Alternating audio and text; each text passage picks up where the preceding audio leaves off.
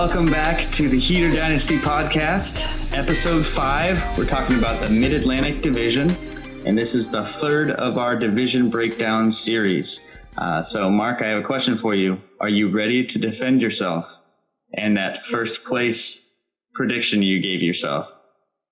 I am ready. I just am a little concerned that you're not quite ready for it, because it is going to blow your socks off, and I will make a great defense that I you beat will. you to it. I don't even have socks on. Now that is good planning. Yeah. I don't know what I'm going to do now. We might have to cut it. Oh boy! I hope that doesn't take away our, our child-friendly rating with my feet being shown. But you think we're good still? I think we're good. I think we just keep moving along. So, but yeah. So, what's the layout today, Mark? What are we doing? All right. So that will come up. You'll have to wait for me to defend my number one position. That brings us though to being sold on and convinced of another thing, our 60-second salesman, which is the FAAB. Alrighty. For our league, we love it. For your league, you should, or else you're wrong. So wait, who's doing it? You or me? This is you. All right, I'm ready. You're doing it. Cool. You ready? No, I have one question first. Okay. Did you say FAAB or did you say FAAB? Why not both? All right, so give me 5 seconds on FOB. We'll go 60 seconds on FAAB. Okay. Go. Fobs are those like little keyless entry things that let you into buildings. They're better than keys because keys are annoying. You have to jingle them and you get trapped with too many keys. Fob goes beep and you're done. Efficient communication. Love it. I think you're ready. So now we'll do FAAB. I have to pause every time. FAAB. We use it in our league. Here's why you should do it in yours. 60 seconds. Go. All right. So FAAB stands for Free Agency Attribution or Acquisition Budget. And it's an alternative to the waiver wire system or the first come, first serve system that some teams stupidly use. The difference is this gives everyone the opportunity to get the players that they want. It doesn't matter if you accidentally drafted defense the week before and now you are at the bottom of the waiver wire and there's no way you're getting George Kittle 3 years ago. That's just not going to happen. This year, you can put as much or as little as you want. It's a blind bid. You have a $100 budget or whatever the budget's set at, and that lasts you all season. If you want to blow it on one guy, go for it. If you want to save it all, don't. It's stupid. You're not going to be able to use it for anything. But bottom line, it's the best system that there is. Waiver wire, it's frustrating. It hurts you. It's mind-numbing. First come, first serve, don't do that. That's so stupid. Too much time to do the first come, first serve. You got to live on it. No. Yeah, I mean, I need to use the bathroom and be able to eat food every once in a while. Oh, and sleep. That's it. And maybe work in there, but we'll see. You don't know what I do for work, Mark. We're not going to say it on the podcast because this is going nationwide. I can feel it. This is going to be the episode where we explode, but let's just say I have a job that allows me a little flexibility. Oh, boom. All right. All right. Well, then, continuing through, I thought that was really good, and you guys should do it as well. A little more skill involved through FAAB for sure. We're going to transition into a little bit more specific around our group in our league, rounding out our projected rankings. So I'm just going to kind of run through that a bit here. Now, these are our consensus. So we each put a win total to each team, and we average them together to get the consensus ranking. So that's how consensuses work, Mark. I'm proud of you. If you'd like me to, I can also read Webster's if you'd like that as well. But I think we got it. We'll skip that. So first, me at 10 wins. We've got Albizi with 9 wins. Eric with 9 wins. I can read. We all know Mark, 8.5 wins. John coming with 7.5 wins. Now he is also going to be featured on this in our Mid-Atlantic team. Seymour, 7 wins. Burkholder, 6.5 wins. Benjamin Chapman, 6 wins. GM Newell, 5 wins. We've already talked about that a bit. Woo Footy Hulk, Josh, 4 wins. He will also be in this division. Connor, 3.5 wins. And Phil Noah, rounding us out here, 1.5 wins, will also be in this episode. And we get to finally hear how Mark has decided to defend the fact that he doesn't think P. Noah can win a single game. We alluded to that last episode. So I'm looking forward to that almost more than your first place defense, Mark. Well, I guess we'll have to wait on that. Got a little surprise for that as well. All right. But I guess we'll start with me here about my defense. So I think it's pretty convincing. You probably will not agree, but I appreciate you listening. Give me a second. Let me cue the epic music for your monologue here. Well, so I've got the lead in, and then we're going to hit it in a second here. Okay, all right? give me the heads up. So we got the easy ones. I want to get out of the way. We got Kyler Murray, 6 last year. He's got DeAndre Hopkins. I got him moving to the top 5 quarterbacks this year. We've got Ezekiel Elliott. We all know him. What he's got in the tank. Top, tier, other McCaffrey, Barkley, then Zeke. And then we got Reek, Kyrie Kill, Boomer Bust. A bit there, but I think we're going to see some nice production from him. Cue the music. The most important person on my team is Todd Gurley. Turley? Is that what you said? No, Turley. Turley. So, last year, limited touches. We got 49 targets last year versus 81 and 87 years before. We had a running back by committee approach from the Rams. Obviously, the playoffs was a huge part of what we really think about. Kind of started early on as well. Poor offensive line. Obviously, in the past, Rams have been crushing the offensive line and offense in general, but poor offensive line rankings that held him back. So this year, he's going to rise from the ashes, soaring on wings of falcons. This is his 1-year prove-it year. Not a real backup threat. What we got? We got Ito Smith and we got Brian Hill.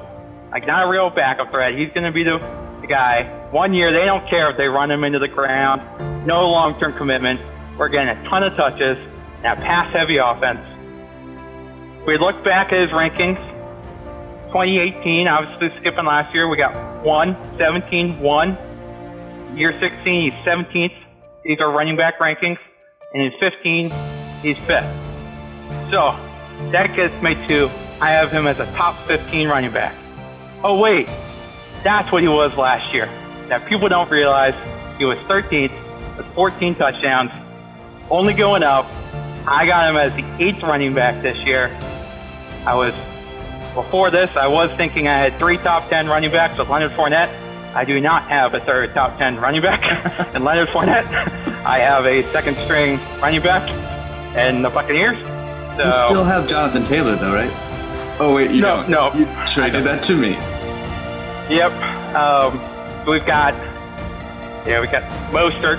Hopefully they don't do run by committee. That would suck. And then Turco and but I think I have 2 top 10 running backs there. And then, so now we'll settle down a bit, and then we'll go to the rest, like Tyreek Hill, Tyler Lockett, Tyler Boyd. I feel like that's a quality trio with Preston Williams and Emmanuel Sanders as number 2s respectively on their team, waiting to emerge. Preston Williams got disappointed with that injury last year. So, sorry, I have so much adrenaline going. I'm actually exhausted.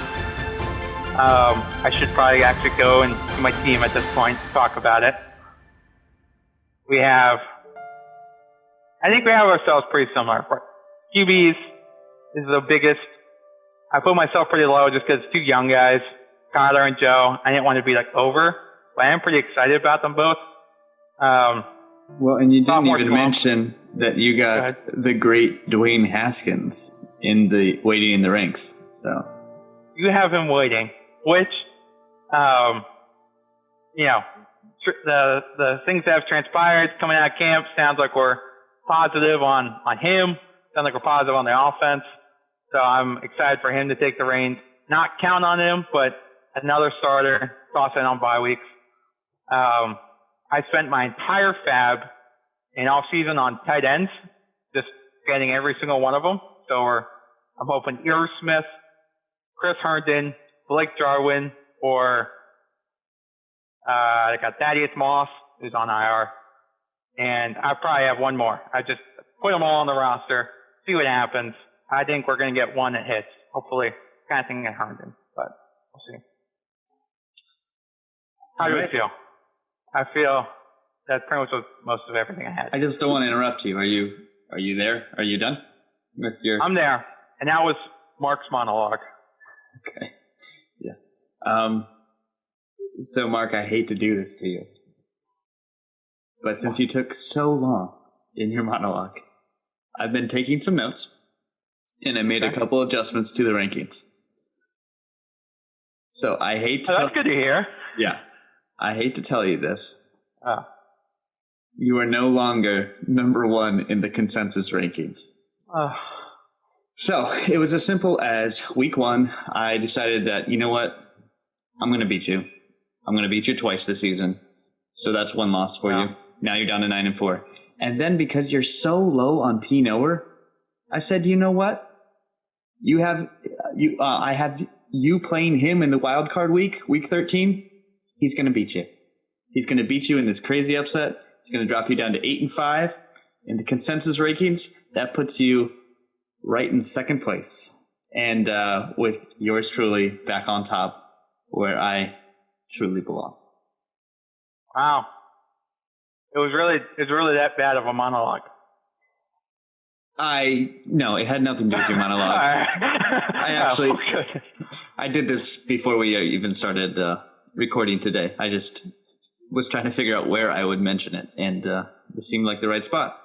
So, so the consensus ranking now puts me at the top with 9.5 wins, and you squeaking right above Albizi at 9 wins. So, okay, and then P. Knower, you get the second win. Yeah.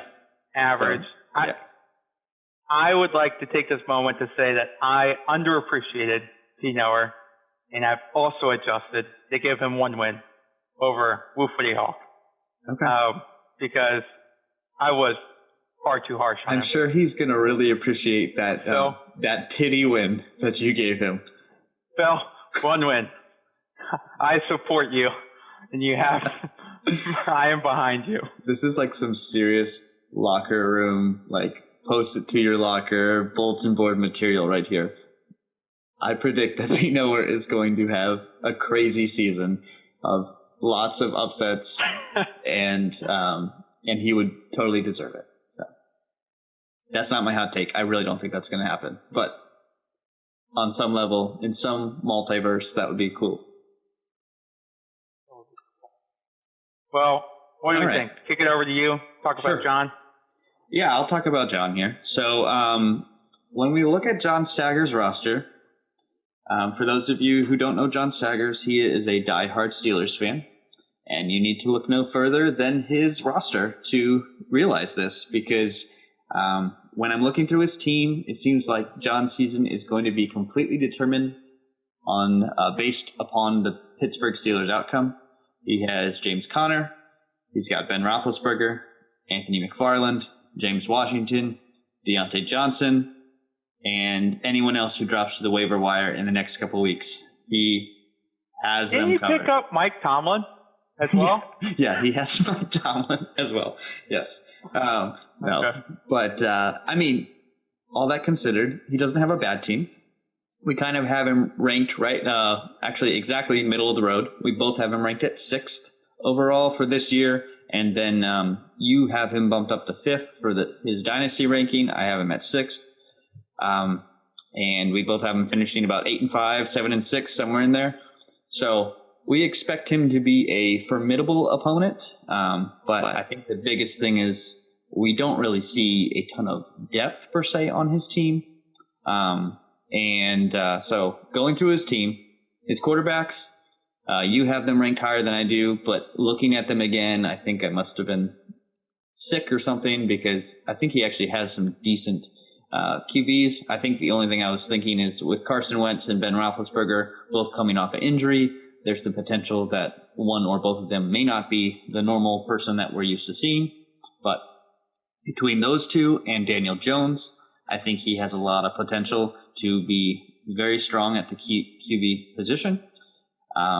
When you move on to his running backs, we have them ranked a little bit lower. We have them at 8 and 9, respectively, because Aaron Jones, solid. James Conner, possibly solid, depending on injury. And right now he's supposedly healthy, but it's every other week. It seems like he gets dinged up. And then after that, there's not much. He's got Anthony McFarland and Tony Pollard, and that's about it as far as people to note. So if he gets lucky, he might be all right. But I have a feeling that running back is going to be a tough place for him to be able to field a decent team. But he makes up for that in his wide receiver core. He's got Mike Evans, Kenny Golladay, Robert Woods, all three of which could be wide receiver 1, high upside wide receiver 2s. They've all done it in the past, and if the stars align, he could be in good shape there.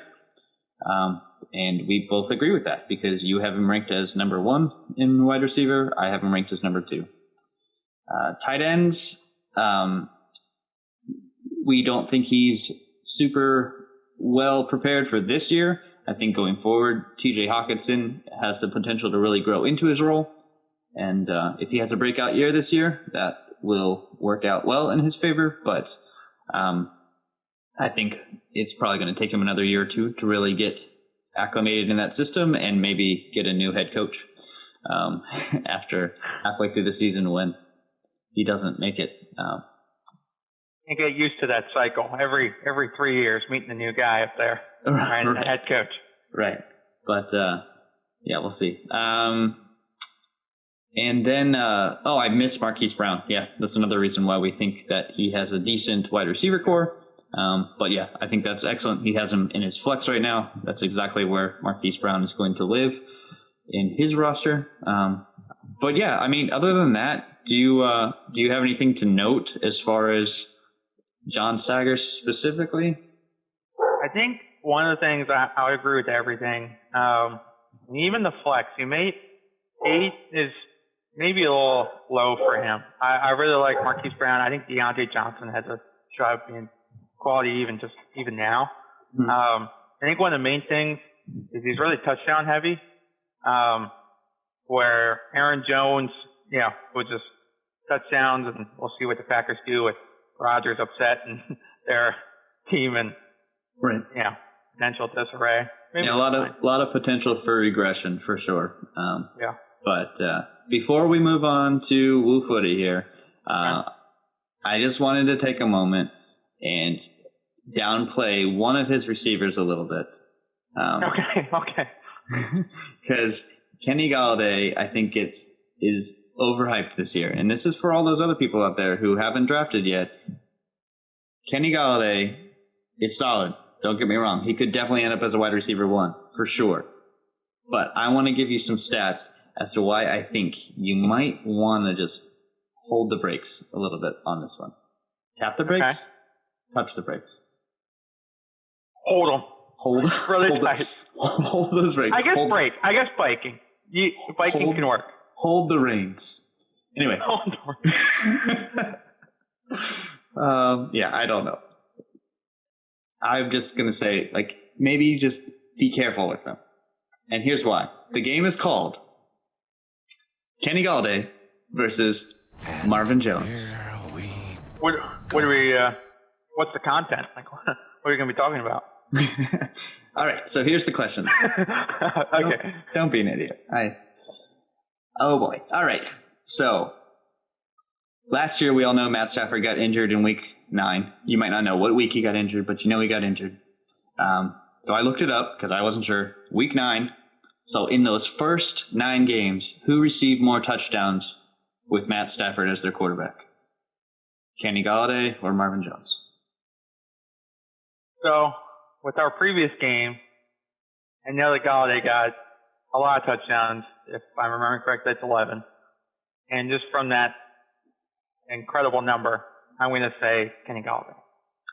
You are correct. It is Kenny Galladay, but it is 8 for Galladay and 6 for Marvin Jones. If it's not the next question, I was going to ask how many Marvin Jones ends with. Unless that's the next question. So I was going to say you already kind of half answered it. So without Matt Stafford for the rest of the season, he scored 3 more with a total of 9 touchdowns. So 11 for Kenny Galladay, 9 for... Wow. Yeah, 9 for Marvin Jones. And that's with 3 less games played because he also got injured at the end of the season. So I just have one last question for you. Who scored more fantasy points for the season? Total. Kenny Galladay? That is correct. This was not a difficult game. However, I think the point of this game was how close they actually are, even without those 3 games. So Kenny Galladay got 288 points, whereas Marvin Jones got 220.35 in our league.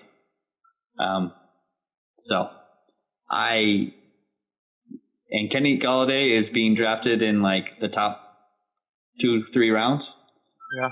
Marvin Jones isn't getting drafted until the 12th, 13th, 14th round in some leagues.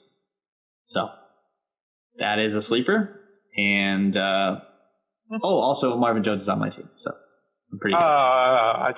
Yeah.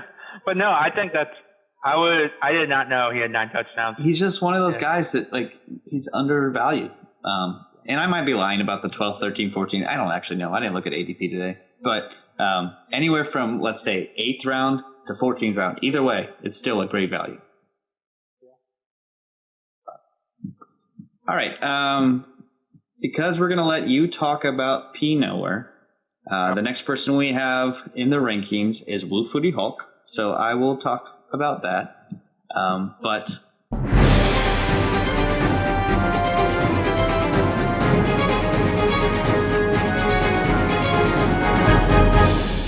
breaking news. What? I don't know if you heard about it, but Adrian Peterson is no longer on the Washington football team. That was that blindsided me. Yeah. Looking back, it makes more sense coming backwards on it, where we've got a lot of young guys on there and we can get that. But I just anticipated he seems like a Rivera guy to me that had a lot of leadership and those qualities that we really look for, but it shocked me. I think it just speaks to how much skill there must be in those young guys. So, but I thought it was only appropriate to take this time and have a moment of silence for Adrian Peterson. Followed very quickly by a moment of celebration for Antonio, give me the ball, son. Oh, what team is he on? He is also on my team. That makes sense. But oh my gosh, I am so pumped for this. I thought he was going to have a great season either way, but I thought he was going to be a back half of the season guy for sure. Because Adrian Peterson, you can't give a Hall of Famer or future Hall of Famer, obviously a Hall of Famer, first ballot Hall of Famer, don't give him his touches. So now that he's out of the way, who's going to stand in his way? Maybe Bryce Love, which I also have on my team. That helps. Yeah. But no, dude, I am so pumped. I'm really excited because that means a couple things.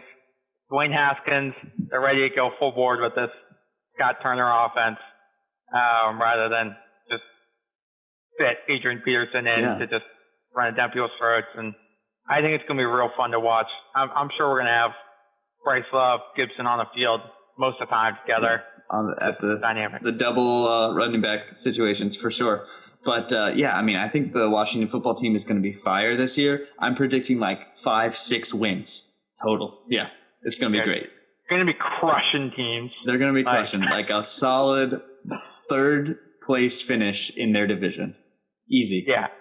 an absolute ceiling. Like, it's going to be really fun at 6 wins. Not a chance we get more. But, man, we're going to be crushing. No, I think it's going to be a fun year to watch, but no, nothing's going to happen this year. It's going to be still rough. But 2021, you watch. But I think it's only fair that we also now have a moment of silence for the Detroit Lions backfield. Because, oh my gosh, I don't know what kind of decisions they're going to make there. But I guarantee you that their head coach is going to blow this one. Matt Patricia,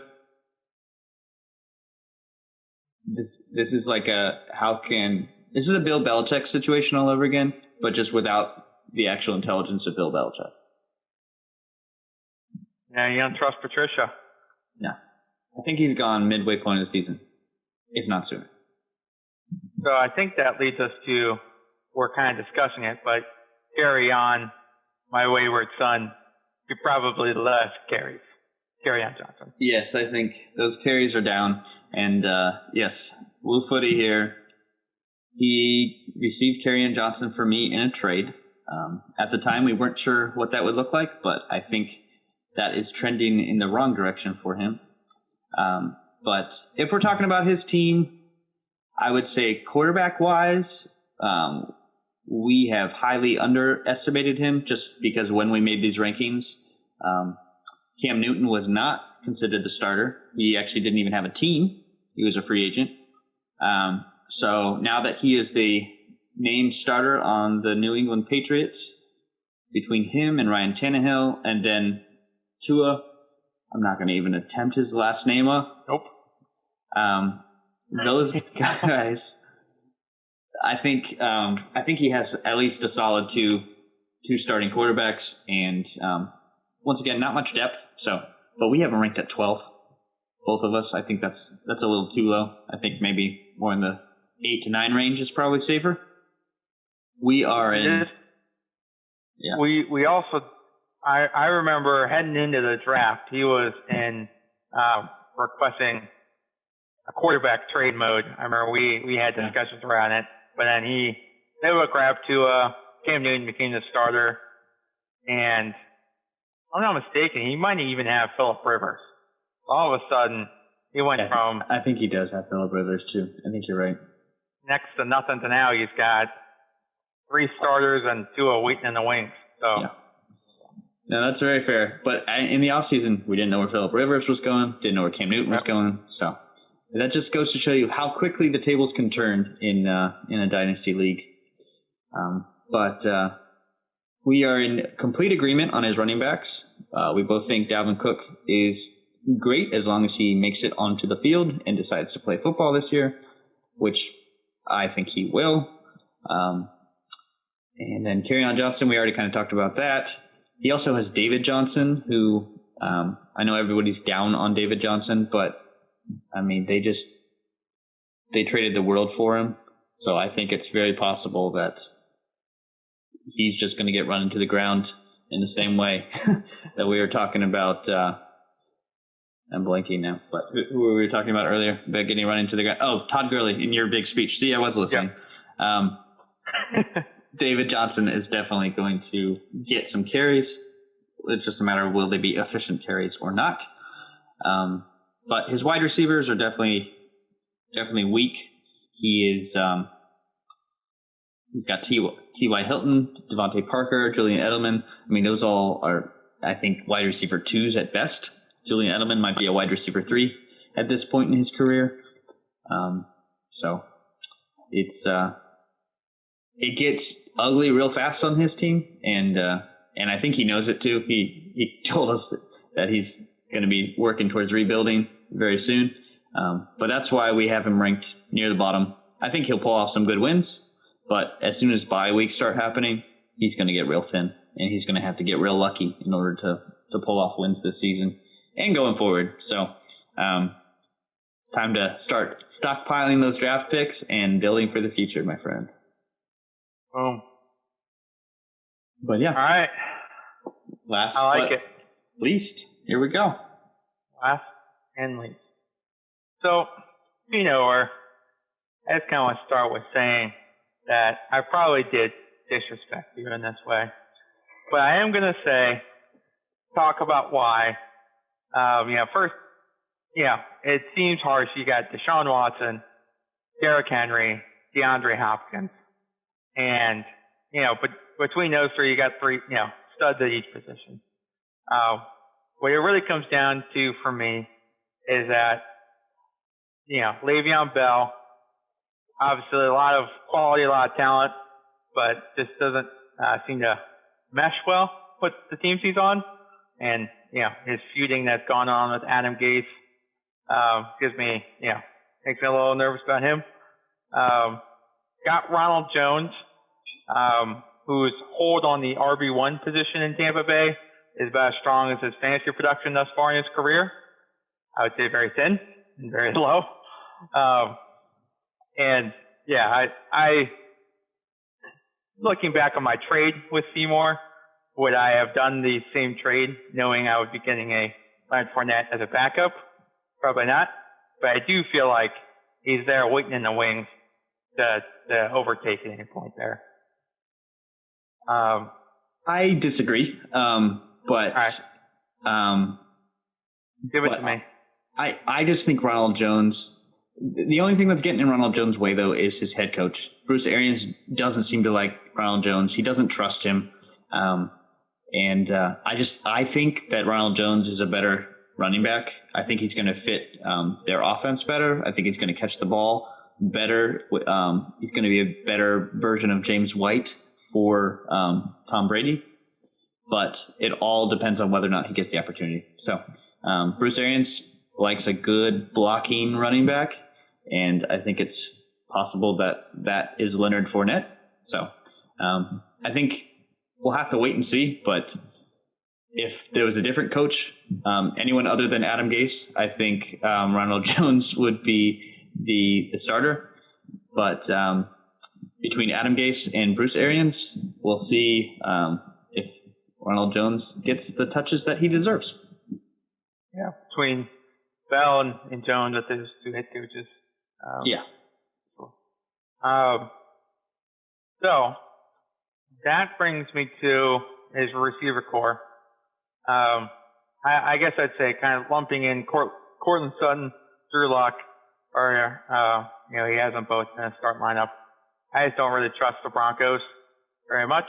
I know I've been hearing a lot of good things about Drew Lock coming in out of training camp. Yeah, I just don't really trust him yet. Sutton, tons of targets, and targets equal points. So that's definitely there. But he's the clear number one.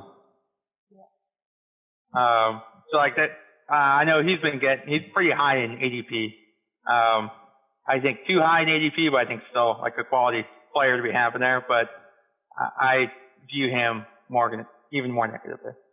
I think that, he's got Henry Ruggs. I get nervous when the Raiders draft the fastest player in the draft, because that seems to be their tendency. But Ruggs does sound legit, and sounds like he was a good quality pick. That'll be a stud. I don't think it'll be this year. I think it'll take some time. Maybe towards the end of the year, get some connection with Derek Carr, but with limited training camp, always tough with a rookie coming in. For sure, but I mean, they did just have Tyrell Williams get knocked out for the season, so it's true. It's true. We'll see what happens. We'll see. So maybe the targets are there as well. So we'll see. Anthony Miller, I know people kind of put him as a sleeper category. Again, I just think it's a poor offense in Bears, Chicago, with Trubisky named as the starter. I just don't think that will be there for him. So we'll see. I think that in ADP, people, he can look pretty good to me. Those guys, I don't think he lives up to that much. One win, probably too harsh, but I think that's where I'm falling at. He is also playing the tough division, or the tough matchups. Which I think I was going to say, because I would say, well, the way we just rated this division, this is probably the weakest division. of the three. But you mean as far as because he came in first place last year, he has to play the first place roster. Got it. Yeah, good clarification. Yeah. That's what I meant. No, I was honestly just trying to think out loud because I didn't know what you were saying. But you're welcome. I'm glad that helped because I don't think I made it that clear. And then that brings us to tight end. Tyler Higbee, he got the targets last year. Rams offense, I don't think that's going away. I think he's still good. O.J. Howard sitting in the wings. And if not mistaken, he also has Eric Braun, who I think will be quality on the Pittsburgh Steelers. And the rumors are flying that Roethlisberger likes him. So that's always a good sign. Maybe a revival of a Heath Miller type role. We'll see. We'll see. Anything that you wanted to add for this one or this division? I just think it's a down year for him, for Pinower. We have him ranked as 9 overall for Dynasty rank, so we definitely have him in the lower tiers, but I think he has some solid players. Like, we didn't mention Drew Lock at all. I think Drew Lock is going to be a good quarterback going forward, and I think just looking at his team, I think there's a lot of boom or bust potential. So we could be completely wrong. Sammy Watkins could just be the Sammy Watkins of week 1 last year and make us look silly. Tyler Higbee, if he hits the ground running the way he did before, he could be a top 5 tight end. I just don't think those two things are going to happen. So he's going to have to start making some moves in this season to prepare going forward, just because, Derrick Henry got his big contract, so he's sticking around. We'll see what happens with Le'Veon Bell. But other than that, Deshaun Jackson, he's not going anywhere. DeAndre Hopkins. So he's got some solid pieces that he can build around, but he's going to have to get younger. So. Boom. Well, then, I believe, and we've kind of hit on them, but call them out. All right. Heater's hot takes. I'm going to go first? All right. We've got, it's just kind of calling it out. So I got Phil Noah going from first in this division to last. Got myself going from last in this division to first. That's our worst to first and first to worst. Okay. All right. What do you got? Mine is once again a hotter take than yours because, I just go big or go home. So I think that my Marvin Jones is going to outscore John's Kenny Golladay this year in fantasy points, which is a pretty bold take. Well, it's pretty bold.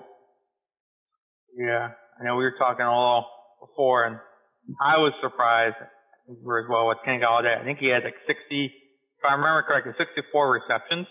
65, but yeah. 65 for his high fantasy production for the low targets, and so that can commonly spell a little bit of a regression there. Yeah. So, and Marvin Jones only had 62. So, like I said, neck and neck. A lot could happen. And missed 3 games, so maybe even leading the target share there. For sure. But, all right, we did it. We made it through all 3 divisions, and the season starts in like 3 days. Crazy. That's crazy. I'm pumped. It feels weird having no preseason lead up for it. I know. I don't feel ready at all. I'm like, oh, yeah, when's the first preseason? Oh, there isn't one. Awesome. Great. Here we go. Right. So now it's going to basically be our preseason Washington football team getting out there. The freaking Eagles. Yeah. Thanks, guys. Great scheduling.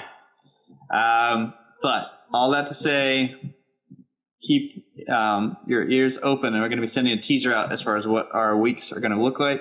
We're going to be hoping to put out new episodes weekly at this point on Wednesdays or maybe Thursdays, depending on how we do. But in that Wednesday, before kickoff, Thursday night, you will get this. You'll get these episodes. But obviously, this next week, we're going to be watching football and giving you a recap next week. So we'll see you all shortly. Thanks for following. See you guys.